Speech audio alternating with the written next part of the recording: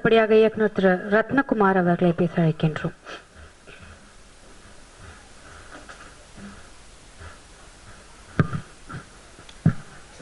மேடையில் அமர்ந்திருக்கும் சக திரையுலக சகோதரர்களுக்கும் பத்திரிகை நண்பர்களுக்கும் இந்த விழாவை காண வந்திருக்கும்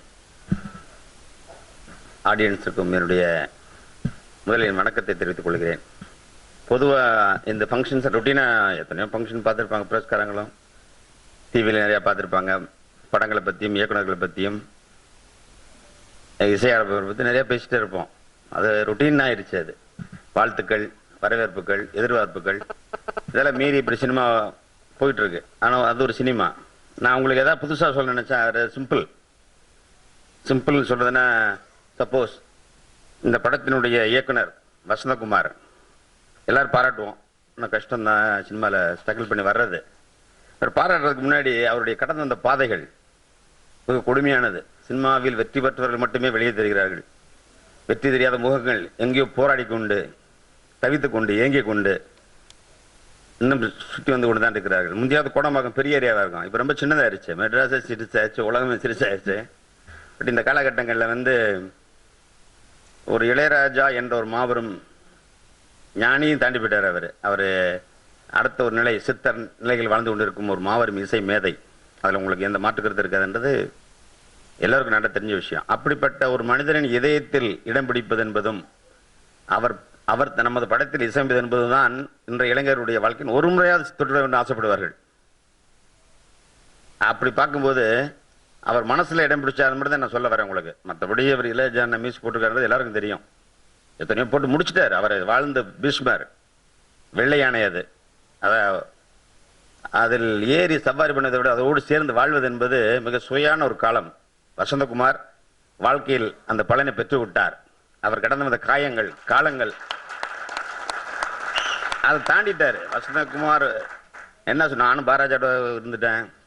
பல ஆண்டுகள் நான் படித்த துறை வேறு, நான் வந்த விதம் வேறு, ஆசைப்பட்டது வேறு, அடைய நினைத்தது வேறு. விபத்தாக சினிமாக்குள்ள வந்து சேர்ந்தவன் நான். வந்தப்பறம் தான் தெரிஞ்சது சினிமா மிகப்பெரிய விபத்து என்பது. அதுக்கு நான் விளக்கம் சொன்ன அந்த மேடை பத்தாது உங்களுக்கு. ஏன்னா நான் பார்த்த சினிமா, நான் அதை விரும்பி வந்ததில்லை. சிலர் குரங்குகளை காதலிப்பார்கள், தேவதைகள் வரும். ஆனால் அந்த குரங்கை தான் நினச்சிட்டு இருப்பான். நான் அந்த மாதிரி தான், நான் போலீஸாக நினச்சி ஆசைப்பட்ட ஒரு குரங்கு தான். அந்த குரங்கு நம்மளை விட்டு போய் பேர் அதை என்ன சுற்றிட்டு இருக்கோம். பட் விபத்தாக சினிமாவுக்கு வந்தாலும் இளையராஜா என்ன ஊர் சேர்ந்தவர், நானும் வரும். அவர் பிறந்த ஊரில் நான் பிறந்தேன், அப்படிதான் சொல்லிக்கிறணும். பண்ணைப்புறம் ஒரு சுருக்கு கிராம ஒரு 3 தலைமுறை எனக்கு எங்களுக்குள்ள எனக்கும் அண்ணனுக்கு கான்டாக்ட் உண்டு. இளையராஜா அண்ணனுக்கும் அவங்க அப்பா, எங்கள் அப்பா, அவங்க தாத்தா, அவங்க எங்கள் பிள்ளைங்க இப்போ அடுத்து 4th ஜென்ரேஷன். இதுக்கு எது சொல்கிறேன்னா, அப்படிப்பட்ட என்னாலேயே அவரை பார்க்கவோ அணுகவோ பேசவோ முடியவில்லை. ஒரு 30 வருஷமா. ஒரு இடத்துல நான் IAS IPS பாஸ் பண்ணும்போது சும்மா கை காட்டிருந்தாருன்னு எனக்கு வேலை கிடச்சிருக்கோம். அதை போய் நிற்கிறேன். நாமெல்லாம் எப்படியா, நான் யாரும் இப்படி கையேந்த மாட்டேன் அப்படின்னு போயிட்டாரு. அதோட முடிஞ்சது. இவ்வளோதான் பேசினார். அவர் 30 வருஷமா அவ்வளோ பழகினதுக்கு. அப்படிப்பட்ட அண்ணனோடு நான் சேர்ந்து வாழ்வதற்கான காலங்கள் எனக்கு கிடைச்சது. இப்போ இருக்கிறோம். அவர் கூட இருக்கிறது சந்தோஷமா ஒன்றா சேர்ந்து வாழ்ந்துக்கூடிய கடவுள் ஒரு கொடுப்பினை கொடுத்தார். அந்த காலகட்டத்தில் தான் நான் 2 ஆளை முக்கியமான ஆளை சந்தித்தேன். அவங்க அண்ணன் பராஜ் அண்ணன் கூட இருக்கும்போது வேறு விதமான உலகத்தை பார்த்தேன். அது சினிமா. அண்ணன் இளையராஜா இருக்கும்போது வேறு விதமான உலகத்தையே பார்த்தேன். அது ஒரு தெய்வீகமான உலகம். அங்கே நம்மளாம் போக முடியாது. நம்ம வாசல் வரைக்கும் நின்றுக்கலாம். அவர் இன்னொரு உலகத்துக்கு போவார். அந்த உலகத்தில் நம்ம இந்த மேடையில் சொல்லி முடிப்பதற்கு நேரம் பத்தாது.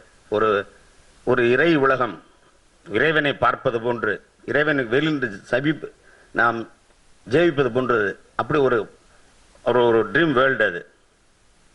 அந்த இருக்கும்போது ஒரு நாள் ஒரு சந்தர்ப்பம். அப்படிப்பட்ட இளையராஜா என்ன பக்கத்தில் போகிறதுக்கு வாய்ப்பு கிடைச்சதுன்னா, நாங்கள் எழுதிய கிழக்கு சீமை கருத்தமா கடல் பூக்கள் எனக்கு இதெல்லாம் ஒரு படமே ஒத்துக்கிறது இல்லை. இப்பயும் சொல்லுவார், அது பாரஜா படம் அப்படின்னுவார். அப்புறம் நான் ஒரு படம் எடுப்பதற்கு வாய்ப்பு கிடைக்குமான்னு பார்த்தேன். நானும் சேனாமி திருமோன் எதை நமக்கு தெரிஞ்ச சினிமா பண்ணி பார்த்தோம். அப்போ செங்காத்து பூமியில் படம் எடுத்தேன். அந்த கதையை கேட்டுட்டு கூட அவர் ஒத்துக்கலை. அப்புறம் படம் எடுத்துட்டு வான்னு சொன்ன படம் பார்த்த பிறகு மட்டுமே என்னை ஒரு எழுத்தாளனாக சினிமா டைரக்டராக ஒத்துக்கிட்டு எனக்கு ஒரு பேப்பர் எழுதி கொடுத்தார், லெட்டர் எழுதி கொடுத்தார். நல்ல சினிமாவில் ஒரு நல்ல கிராமத்தை சொல்வதற்கு இன்னொருத்த வந்துட்டான் ரத்னகுமார். நான் தான் எழுதிக்கிட்டு இருந்தேன். இன்னும் நம்ம நிறைய பேர் வந்தாங்க நல்ல வில்லேஜ் எழுதுறதுக்கு. அதை எழுதி எனக்கு கொடுத்தாரு ஒன்றா. கொடுத்துட்டு இந்த கையில் வச்சுக்க, ஏதாவது உனக்கு நேஷனல் அவார்டு. இந்த படம் ஓடுது ஓடாது எனக்கு சொல்ல தெரியாது, பட் நல்ல படம், இப்போ நான் ஒத்துக்கிறேன்னு சொன்னேன். அப்புறம் தான் என் கூட அவர் என்னை மனிதனாவே ஒரு கிரியேச்சராக மனிதனாவே எதிர்த்து உட்கார வச்சு பேசினார். நான் அவரை ஒன்றா ஃப்ளைட்டில் போயிருக்க, பஸ் ட்ரெயினில் பண்ண கூட அவர் பக்கத்தில் உட்கார மாட்டேன் நான். பட் அந்த படம் பார்த்த பிறகு என்னை உட்கார அங்கீகாரம் பண்ணார். இங்கே என்ன சொல்ல வரேன்னா, நாம் எடுக்கிற படங்கள் 100னா ஓடல, 200 கோடி சம்பாதிக்கலாம், 5 கோடி 10 கோடின்றது இப்போ தெற்கோடி மாரி ஆயிடுச்சு. சினிமாவில் நடிகர்கள் கதாநாயகர்கள் கேட்கும் பணங்களும் வாங்கும் தொகைகளும் வந்து விசித்திரமாக ஆச்சரியமாக இருக்கிறது. ஸோ அப்படி, ஆனால் சில இடங்களில் இடம் பிடிப்பது, சில ஜாம்பவான நம்மளை போய் சேர்க்கும் பார்த்தீங்களா, சினிமா மட்டும்தான் நம்ம கொண்டு போய் சிறப்பான இடத்துல சேர்க்கும். அது மிகப்பெரிய முதல்வர் இருக்கலாம், பிரைம் மினிஸ்டர் இருக்கலாம், பெரிய பொலிட்டிஷியன் இருக்கலாம், பெரிய கோடீஸ்வரன் இருக்கலாம். ஒரு சினிமா அங்கீகாரம் அந்த உங்களை ஈக்குவலாக உட்கார வைக்கும். எவ்வளோ பெரிய ஆள்கூடையும் சமமாக உட்கார வைக்க கிரியேட்டர்ஸ் இதெல்லாம் அப்படி உட்கார்ந்தவங்க தான். நாம் ஒரு கலைஞர்கள், அந்த மனசு இடம் பிடிக்கிற பார்த்தீங்கன்னா அதுதான் நம்முடைய படைப்பு, நம்ம எழுத்து, நம்ம ஆற்றல், நம்முடைய படம். காலங்கள் அழியும், காலங்கள் போய்கிட்டே இருக்கும், பட் இந்த படைப்பாளர் இருந்துகிட்டே இருப்பாங்க. ஏதோ ஒரு ஆங்கிளில் பழைய ஜெமினி கணேசன், சாவித்திரி பார்க்குற மாதிரி, பியூஷனை பார்க்குற, எங்கேயும் நம்ம வாழ்ந்து கொண்டே இருப்போம். இந்த கலைஞர்களுக்கு டெத்தே கிடையாது. அவன் மண்ணா பண்ண பிறகு ஏதோ ஒரு மூலையில் ஒரு டிவி, இந்த மாடர்ன் டெக்னாலஜியில் ஏதோ ஒரு இடத்தில் உங்கள் பேரும் உங்கள் பதிவும் உங்கள் வாழ்க்கையும் ஓடிக்கிட்டு இருக்கும். அப்படி பதிக்கும் போது தான் அந்த பதிவு மிகச்சிறந்த பதிவாளர் இருக்காங்கல்ல, அதில் ஒருத்தர் அண்ணன் இசைஞானி அவர்கள். அவரை நான் சொன்னேன் அந்த படத்தை பிறகு உட்கார வச்சு பேச ஆரம்பிச்சாரு, சில விஷயங்கள் பரிமாறிக்கிட்டாரு. அவருக்கு அப்போ தான் எனக்கு ஒரு நல்ல வாய்ப்பு கிடைச்சது அவரோட இன்னும் கொஞ்சம் க்ளோஸாக பழகிறதுக்கு.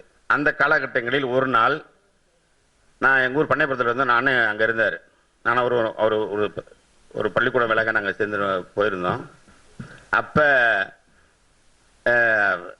வெளிச்சாமி என்பவரை பற்றி நான் தனியாக சொல்லணும் சார். அங்கே தான் நான் சந்தித்தேன் இல்லைஜானா கூட.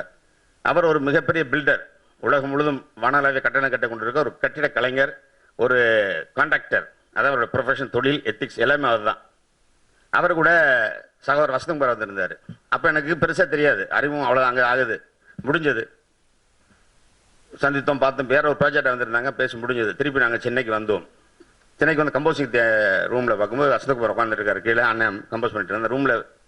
எல்லாருமே நுழையிறது கஷ்டம், உள்ளே போயிட்டார். அப்புறம் வசந்தகுமார் வெளியே வந்துட்டார்.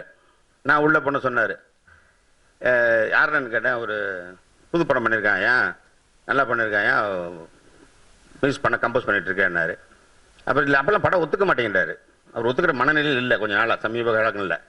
படங்கள் விட்டு வெளியே போகிறது, அவர் வேற ஒரு மூமெண்ட்ல இருந்துட்டு காலங்கள் இது, இப்போ தற்காலம்.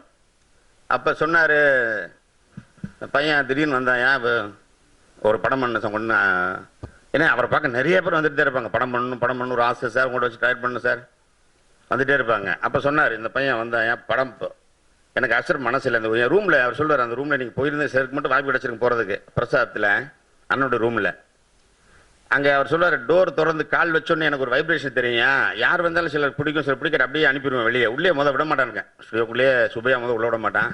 அதை தாண்டி அவர் அந்த கருவூலத்தில் போய் அவரை பார்த்தோம்னா அந்த ரூம் ஒன்று இருக்குது, அதுக்குள்ளே எல்லாரையும் அவரும் உள்ளே கூட்டு போக மாட்டார். அங்கே போனால் ரமணர் படம், அவருக்கு பிடித்த சில தெய்வங்கள் படங்கள் மட்டும் உள்ளே இருக்கும். அந்த ரூமில் போய் உட்காரதே ரேர், அதிசயமான இது. அங்கே தான் நான் வசந்தகுமார் 2ஆம் முறையாக நான் சந்தித்தேன். அப்போ சொன்னார், இந்த பையன் வந்தான், ஏன் படம் பண்ணுன்னு சொன்னான், நான் மியூசிக் பண்ணணும், எதுவுமே நான் கேட்கல, படத்தை போட்டு காட்டுன்னு சொன்னேன். அப்படி எங்கே கூட்டு போய் அவரே வெளியே போயிட்டு பார்க்குறது கஷ்டம் அவர். பட் என்னமே எனக்கு தோணுச்சு, நான் போயிட்டேன்னாரு. அவரை கூட்டிட்டு போயெல்லாம் படம் காட்டுறதுன்றதெல்லாம் என் சமீபத்தில் பாராஜாலும் முடியாத விஷயங்கள். அது ஒரு மேன் ஆஃப் மூட், எது தோன்றுதோ அதை செய்யக்கூடியவர், இன்ட்ரூஷனில் பண்ணக்கூடியவர் அண்ணன். போய் பார்த்தேன், பிரமாதமாக இருந்ததுன்னாரு. இதான் அவர் சொன்ன வார்த்தை, பிரமாதமாக இருந்ததுயா. இப்போ சினிமா வேற வேற மாதிரி போயிட்டு இருக்கு. இந்த காலத்தில் இப்படியும் ஒரு படம் எடுத்திருக்கான் ஒரு பையன், நான் அவனை பார்த்துட்டு ஒத்துக்கிட்டே இருந்தார். அப்போ ப்ரொடியூசர் தெரியாது, யாருமே அவருக்கு எதுவுமே தெரியாது, யார் ப்ரொடியூசர்னு கேட்டேன், யாரும் தெரியாது. ப்ரொடியூசர் யார் எதுவுமே இல்லை. வசந்தகுமாரே தெரியாது அவருக்கு. இன்னைக்கு வசந்தகுமார் பேர் தெரியுமான்னு எனக்கு டவுட்டாக இருக்கு. இந்த உருவத்தை தெரியும் அவருக்கு. அப்போ என்ன தெரிஞ்சு, அப்போ 3வது பார்க்கும்போது வசந்தகுமாரை திருப்பி ரெக்கார்டிங் ரூம்குள்ளே பார்க்குறேன், இன்ஜினியர் அறிமுகப்படுத்தினார். அவங்கெல்லாம் கேட்டு சலிச்சு போனவங்க மியூசிக் இன்ஜினியர் சங்கத்திலேயே. அதுக்குள்ளேயே ஆப்ரேஷன் தேட்டரில் இருக்கிற நர்சஸ் மாரி அவங்க. அவர் சொன்னார், ஒருத்தர் வந்திருக்காங்க, நான் பிரமாதம் பண்ணியிருக்காருங்கன்னு எனக்கு அங்கே இவர் வெளியே போய் அறிமுகப்படுத்தினார். அப்போ திருப்பி நான் கை பிடிக்கிட்டு வந்தேன். இது 3 சந்திப்பு வசந்தகுமார் எனக்கு தெரியுது. இங்கே வந்த பிறகு தெரியுது வசந்தகுமார் எத்தனை காலங்களா சினிமாவில் போராடிட்டு இருக்காரு. இவங்கெல்லாம் போராடி வந்தவங்க தான். நெடுங்காலமாக வாழ்வீசி வந்தவங்கள். இந்த காலத்து கூட இருந்திருக்காரு. தட் மீன்ஸ் இப்போ 2013 புதுசாக சினிமாவுக்கு வந்த மாதிரி நமக்கு தெரியுது ஒளி. அவருடைய கடந்த காலங்களை பார்க்கும்போது எனக்கு ஆச்சரியமா இருந்தது. மிகப்பெரிய போராளிகளோடு சமகாலத்தில் டிஸ்கஷன் உட்காந்து போராடி வந்திருக்காரு. சரி, இது மாதிரி வர்றவங்க எத்தனை பேருக்கு வாய்ப்பு கிடைச்சிருக்கு? அப்படி பார்க்கும்போதே வேலுச்சாமி சாரை சொல்லணும். இதெல்லாம் உங்களுக்கு தெரியாத விஷயங்கள். இது தெரிஞ்சுக்கிட்ட பெட்டரா இருக்குன்னு நினைக்கிறேன். படம் வரதான் போது உடதான் போது அது ரொட்டீன். வசந்தகுமார் இப்படி ஒரு கேரக்டர். இந்த பக்கம் பார்த்தீங்கன்னா வேலுச்சாமி சார் அடுத்து கொஞ்சம் நான் கழிச்சு பார்க்குறேன்.